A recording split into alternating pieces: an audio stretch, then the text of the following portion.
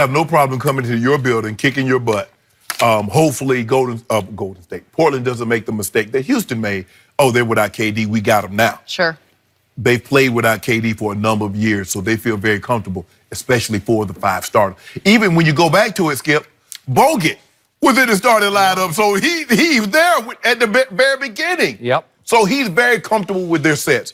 Can they win it? Yes. I believe Portland will win Game 3, and Warriors probably will steal Game 4. But they're more than capable of winning this series, and I've said this before. I believe they can beat the Trailblazers without KD.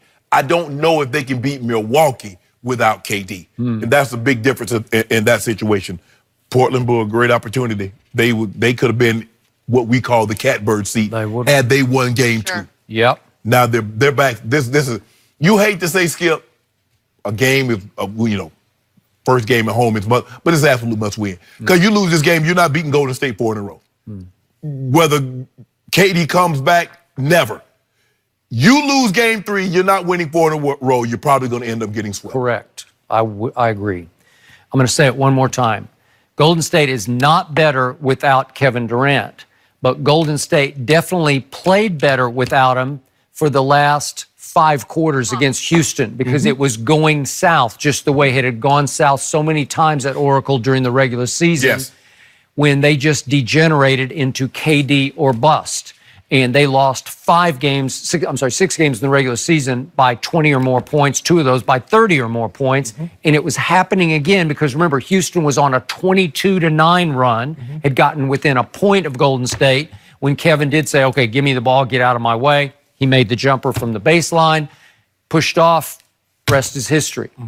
And now it sounds like, with Steve Kerr saying, it's more serious than we thought. Right.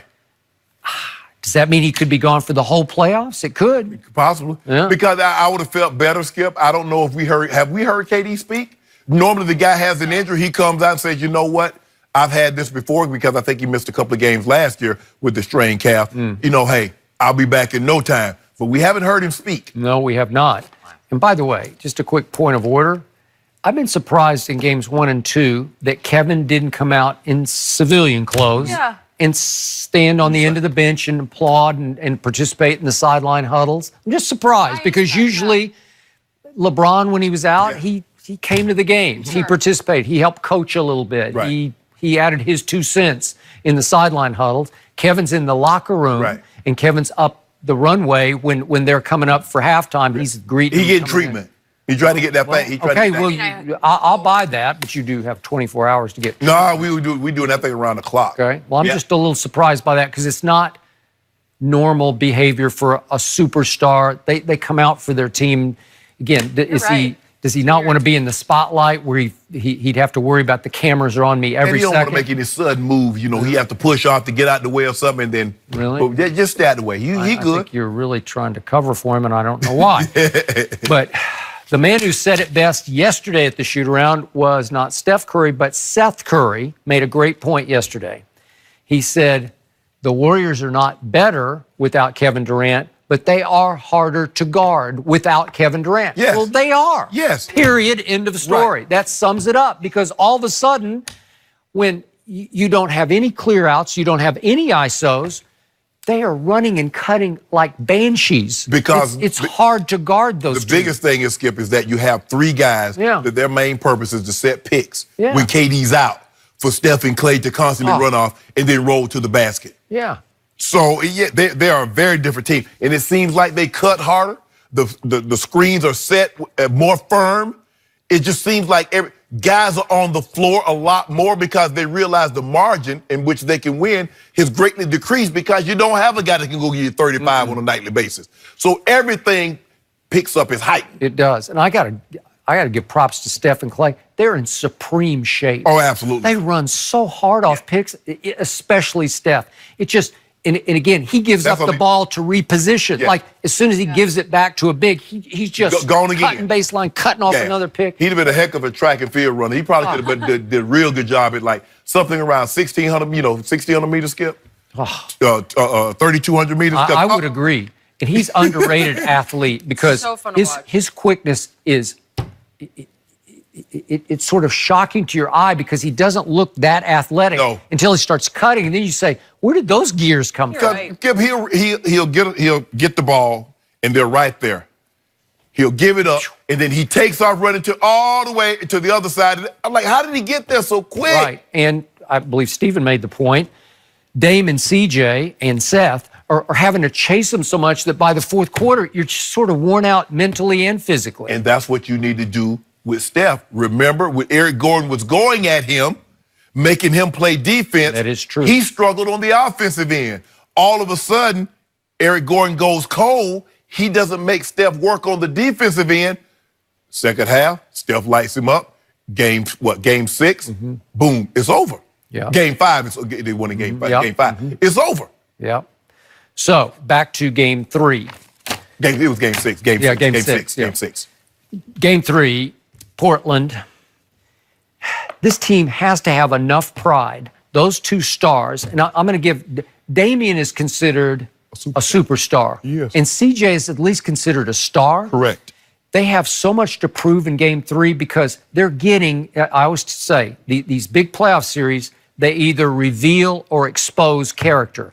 If it got revealed by Seth last night, we saw he's got deep character. He inherited part of it, and part of it he had to teach himself. But he had the confidence because of his father and his big brother to say, I can do this on that stage last night. Dame and CJ just disappeared they became the Crash Brothers, right on schedule because we've seen it from both of them regularly in the playoffs. Right. We saw CJ rise and shine against Denver, a young Denver team at home at Denver in Game 7. But this is the stage. This is the Western Conference Finals. And so both of their legacies, they've been playing long enough, they're on the line in Game 3. What is it? It'd be Saturday night. It'll be looking real bad for CJ. Hey. KD, like, hold on, bro. Y'all got me. Y'all got us without me. That is correct. And y'all couldn't do nothing. Oh, yeah. Is he going to have Kevin back on his podcast? So this wouldn't be a good look for Kevin say about last year? He said, and you were the 3 seed, and he said, and you played like the 8 seed, and they got swept, right? Don't worry about this at the top. Okay, all right. Don't worry about what happened, what goes on at the top. Well, he can really rub that in the offseason. Yes. So this is it for them. Yeah. They need to take a stand as two guys who have reputations in this league. They're at home. They were 32-9 at home this year, which was the second best record in the West, tied with the Spurs, just behind Denver.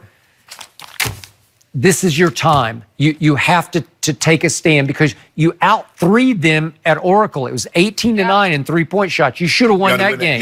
You got to win that one. You got to plant your flag. Okay. This is moon landing. Plant your flag. Hey, we'll see. I told you that February 13th game I watched, we were on vacation. I was in Las Vegas. Ernestine's just livid with me because I said, I can't stop watching this game because Zach Collins comes in and he gets into it with Clay in some really foul language is traded between those two, especially from Zach to Clay. And Steve Kerr went nuts in that game and got ejected, and they just fell all apart and lost 129-107. Well, that has to happen now to plant your flag. Right. You're capable of doing this. You did it once at home against Golden State this year. You have to do it this time. And then if you get gentlemen swept after that, at least you have a little pride left. Nah, Skip, you got to you should make this a 7-game series. Yep. Without KD? You should. You got to be. But it's just hard after you don't win either of the first 2 games. Yeah, especially when you have game 2. What did I see the stat this morning? If you go 0-2 in the conference finals, 51-5. And then if it's 3-0 or 0-3, then it's never been done. It's never been done. Oh yeah, I mean, unless you got a LeBron James on your team. No, I don't. That was in the finals, though. That's the final. Yeah. Well, he down 3-1 until 3. And that was when Draymond got suspended. Stop it, Skip. See, there you go. All that. We don't need all that. That was when Kyrie hit the shot. What about the block? Yeah. And that was when J.R. Smith cut off Iggy at the pass. You remember CJ said he wouldn't got that thing Bron style. Yeah. Well, he did because he got help from his teammate also, right? They're still talking about that. You know that was the player of the year? It was the player of the year. You're still talking about it, that's for sure. I hear about it all the time from you. Most overrated player. No, it was not. Don't do that, Skip. Don't do that. Wait, what? That was the defining play. Okay, well, what do you mean defining? Defining. JR cuts him off at the pass. He slows him down, and Iggy had to hesitate for a second. Can you imagine? And then he tried to lay it up instead of dunking. That'd have been what you call him. If Iggy makes that play, Kyrie's 3, all he could do is like what? LeBron says, not on my watch. Where did he come from, Skip? I still don't know where he came from. Well, it was an easy catch-up. No. Iggy had to slow down for JR. Even Iggy say he doesn't know where he came from. If it had been a pure chase down with no assist, he got a huge assist. Iggy says, I don't know where he came from. Yeah, it was he had on that black in the Cape Crusader. That's what I think. I was like, that's Batman. No, that was a bicycle built for two. No, it was not. I thought it was Batman, Skip. That's what I thought. Really? Because he had an all-black uniform with the C on it. Really? I was like, wow. Well, here we go. That's it. Overhyping, overrating. No. We had more to some, come. Stay tuned. Stay tuned. Same for bat more. time. Oh, so same bat channel. It was a Space Jam? Maybe. Yeah. Way to go. I might need some time off. I might have to film my, do my part. Are you going to do it? Have you heard from him? What role? What role are we playing? I can't begin our information right now. You're going to be a Monstar? It's in the works. Yeah. To the works. I'd like a role too. I'll be nice to get a role. You want a role, Skip? I would like a sweet role. No, I bet you would. Yeah. Yeah.